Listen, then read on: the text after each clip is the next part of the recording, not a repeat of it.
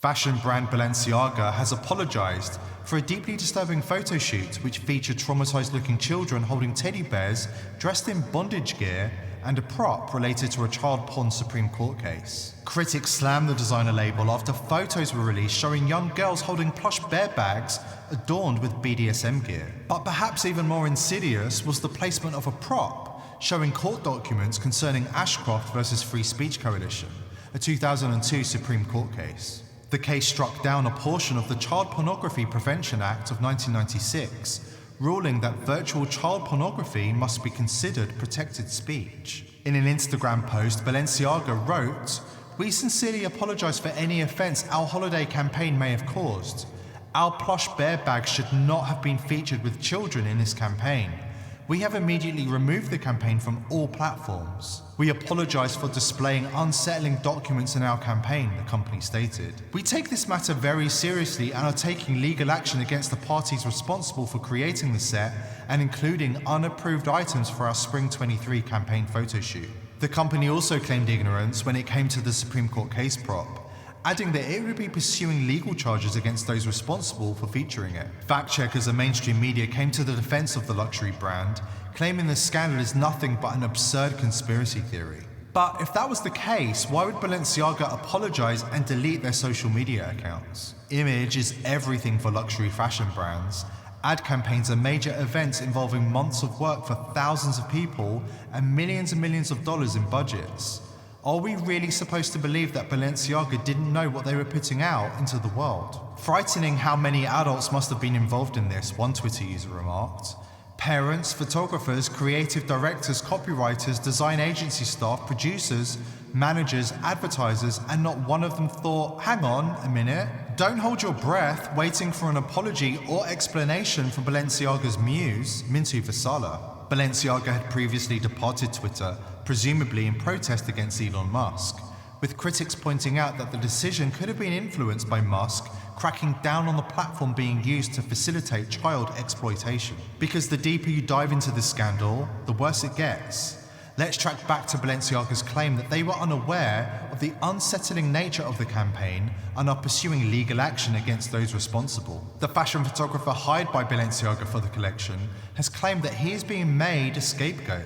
According to the photographer Gabriel Galimberti, the fashion shoot was intended to be based on the theme of giving and receiving gifts, drawing inspiration from his Toy Story photography series. However, Balenciaga intervened and forced him to use child models in sexualized poses, child porn props, and references to pedophilia.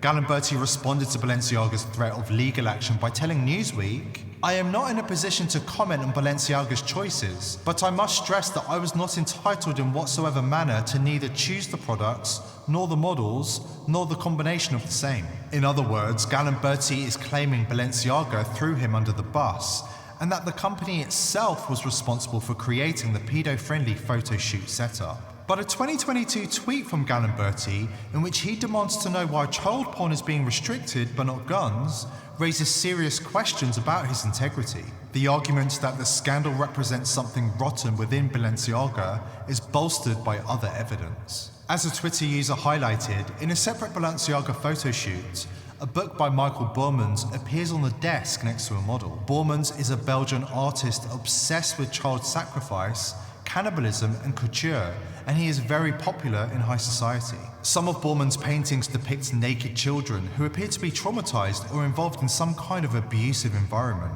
If you go to these tweets and click on the photos, you'll see that there are images from that Michael Bormans book, documenting an exhibition of his called Fire from the Sun. From a review of the Hong Kong exhibition, the perceived meaning of the works is difficult to voice or uncomfortable to admit. In some of the paintings, the children are in the process of disappearing, phantom bodies not quite removed from their gruesome acts.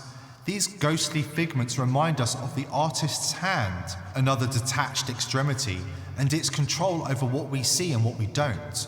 More poetically, the visible existence of disappearance suggests the impossibility of a clean escape from a bloody episode.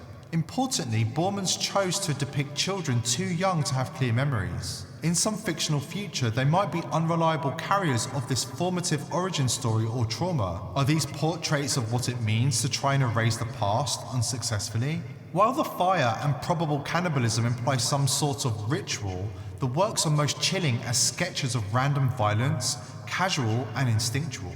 The depicted characters break with one typecast, angelic, while fitting another, demonic.